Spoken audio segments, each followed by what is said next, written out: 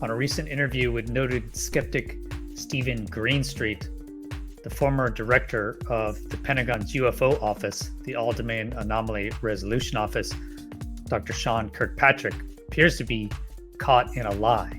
In a very interesting interview, Greenstreet asks about a particular Skinwalker Ranch briefing given by current owner Brandon Fugal back in 2018. And miraculously, Kirkpatrick can't remember this very interesting briefing.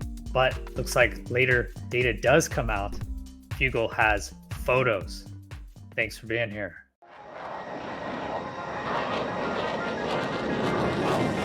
Chris Lehto, welcome to LehtoFiles. Stephen Greenstreet's been making videos the last few years arguing that there is a religion, UFO religion, inside the DoD, and all of the recent claims that the Pentagon has an actual reverse engineering program is all made up by a group of people that he argues are working together, colluding to really make all of this media and information come out. Never mind, there's 40 plus whistleblowers, including David Grush, as well as all the firsthand accounts, people over the years that have come out, such as Colonel Charles Halt on Rendlesham Forest incident, and notable others like Mario Woods that I had on this show. So despite all that, Stephen Greenstreet still argues that it's all a select group of people making these crazy claims. And that's really the first part of this interview with Kirkpatrick. Greenstreet asks, did he have all the authorities to make all of the investigations? And Kirkpatrick says, yes, he did have all the authorities. They looked really hard and they found absolutely no evidence of any sort of alien extraterrestrial life, no sort of reverse engineering program or crash retrieval program. They found no evidence and they looked. And Kirkpatrick noted many frustrations. And I do want to agree, I don't think anyone should be attacking Kirkpatrick. Please don't attack him after this video or other videos. We can attack his arguments, but not him and his family. It's not worth threatening them, etc. It's just, again, that is reprehensible. So I don't agree with that. But in Greenstreet's defense, he does ask difficult questions, and he has 2 points in this video that really come out, made him question his claims. The important one, I believe, is about this meeting in 2018 that took place. So let's check it out now. The second moment comes when I asked Kirkpatrick if he had a previous history working with UFOs, or if he had any previous associations with members of this core group of true believers. And this is the core group of true believers that Stephen Greenstreet argues has created this whole movement. It's this group of people. With members of this core group of true believers. Before Arrow, did you have any interest at all in UFOs? Not beyond the occasional movie. Okay. Before Arrow, did you perform any duties regarding UFOs or paranormal phenomena? No. Did you attend a 2018 Senate Armed Services Committee briefing on Skinwalker Ranch? I asked him this question because in a previous report of mine, I revealed that in 2018, Brandon Fugal, the owner of Skinwalker Ranch, went to Washington, D.C. and gave a briefing to multiple Pentagon officials about the spooky stuff at the ranch. At the briefing were some of the members of this group. Fugal told me Kirkpatrick was not only there, but was leading the briefing about Skinwalker Ranch. Did you attend a 2018 Senate Armed Services Committee briefing on Skinwalker Ranch? No, I attended a briefing at the request of Senate Armed Services Committee on what was at that time associated with the ATIP, OSAP research that was going. So this is interesting. He says he had no relation with any of these UFO programs as he's drinking his coffee. He's just talking about UFOs in movies, maybe, but he did have some relation. I mean, he went to this confidential meeting in DC led by Brandon Fugal talking about Skinwalker Ranch, which is on OSAP and ATIP as Dr. Kirkpatrick relays right there. So right away, I mean, he did have some relationship with the OSAP ATIP programs. He at least knew about them, had a briefing on them in 2018. So that's after the 2017 articles actually came out. And it seems like you would remember a Senate Armed Services Committee briefing that you had to go to on paranormal alien type events, right? Seems like you would remember that. Just seems amazing to me. As an independent outside reviewer, and I gave them my opinions at that time. Who invited you to that briefing?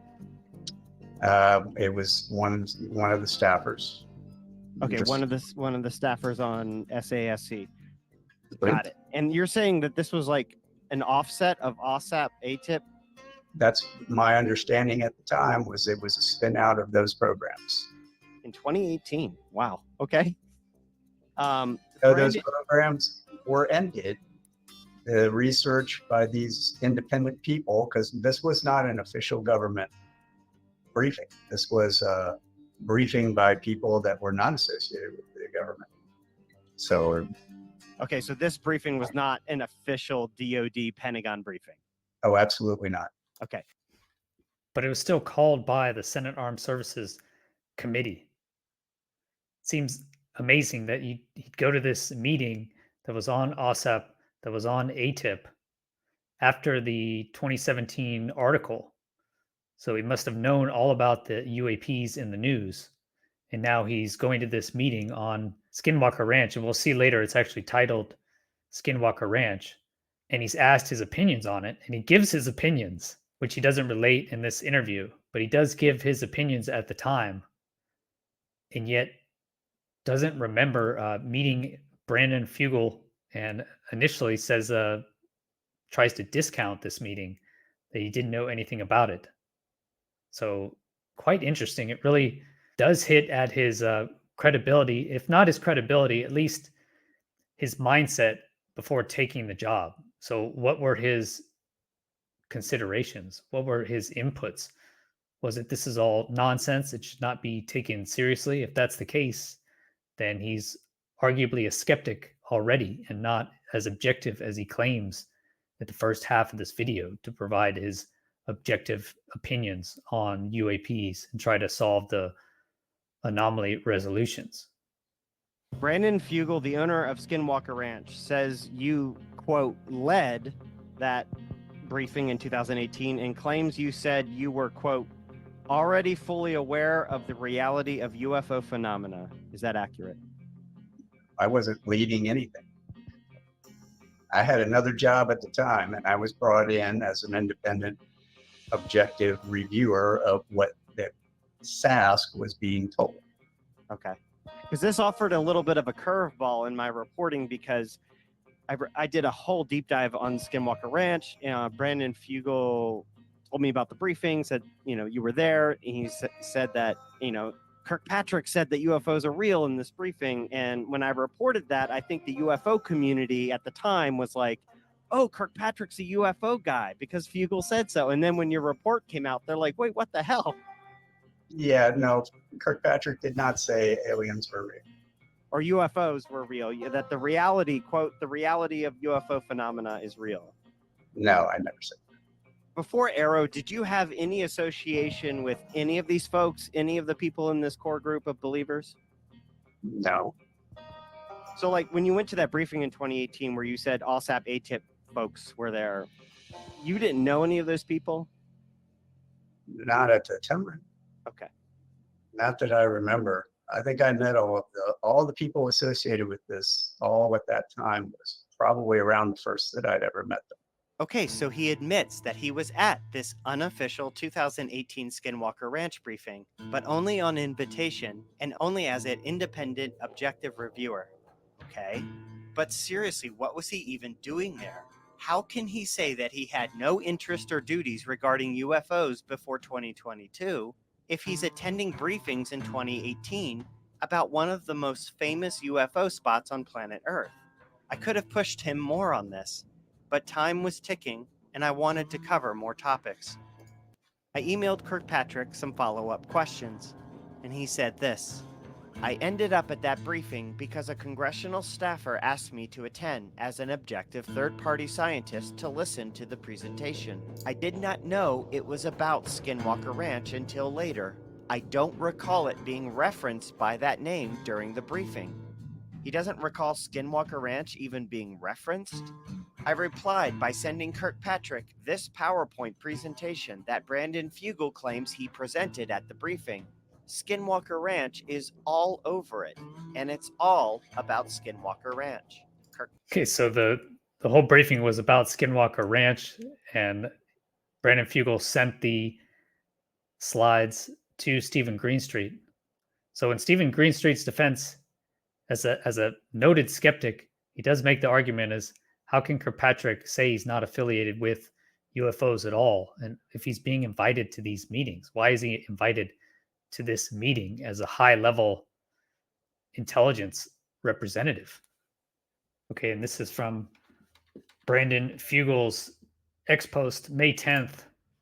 On April 19, 2018, my team from Skinwalker Ranch was asked to provide a confidential briefing in Washington, D.C. to the U.S. Senate Select Committee on Intelligence and United States Armed Services Committee. Sean Kirkpatrick was at the head of the table. It lasted 2.5 hours. So if we look here, there is Brandon Fugel giving the briefing. He says it was entitled Skinwalker Ranch. There is Kirkpatrick. Sounds like Hal Puthoff was also at this event.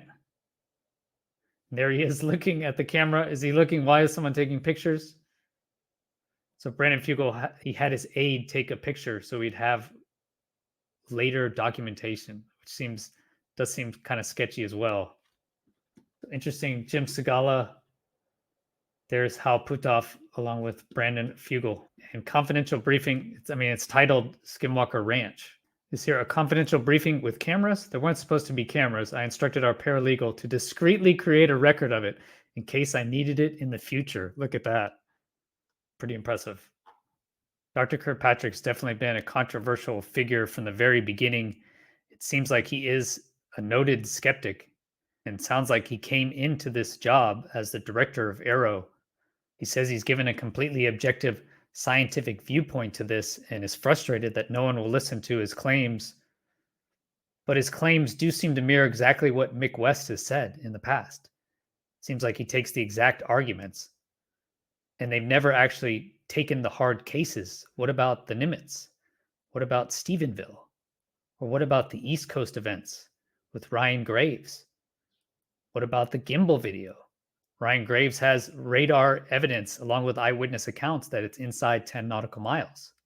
So what could that object be? Dr. Kirkpatrick has not even considered the opposite angle. Could there actually be extraterrestrial craft out there? What are the UAPs? And what are the hundreds and thousands of small objects seen all around the world? These UAPs that are able to hold stationary in high winds. So he has made no arguments from the opposing side that these could actually be possible, that could be real. What about all the accounts, the firsthand accounts such as Mario Woods, the amazing abduction stories? What about the nuclear events, the nuclear silos being shut down? None of these were referenced. All that was referenced in the AARO Volume 1 was the easy to discount cases, and they discounted every single one of them. And like he says there, he had absolutely found no evidence of any sort of extraterrestrial program, despite 40 plus whistleblowers. There is some reason to distrust. Look at this post from Lou Elizondo. I encourage everyone to read this article carefully. It succinctly illustrates the distrust of AARO's former leadership. That's Dr. Kirkpatrick. I was told some time ago that senior elements in AARO were trying to have Dave Grush prosecuted for going public, and the Pentagon wonders why people don't trust them. Trust works both ways. The article he references is this: top senators believe the U.S. secretly recovered UFOs by Marek von Rennenkamp. It also links to this article I've covered before, that the Pentagon is lying about UFOs with its misleading reports. So Dr. K is still out there in the news making claims and being caught in lies. Again, please don't go and harass Dr. Kirkpatrick or his family. That's just not right. That's not correct. but we can at least look into his actual claims. And did he have any previous knowledge of these events, OSAP and ATIP? It sounds like he did have knowledge of those programs, OSAP and ATIP, before he took directorship of Aero. Make sure to subscribe so you can get updates on this story and others. Please hit the like button. If you did like this video, it really helps the algorithm and the channel. Just hit that like button. It really helps.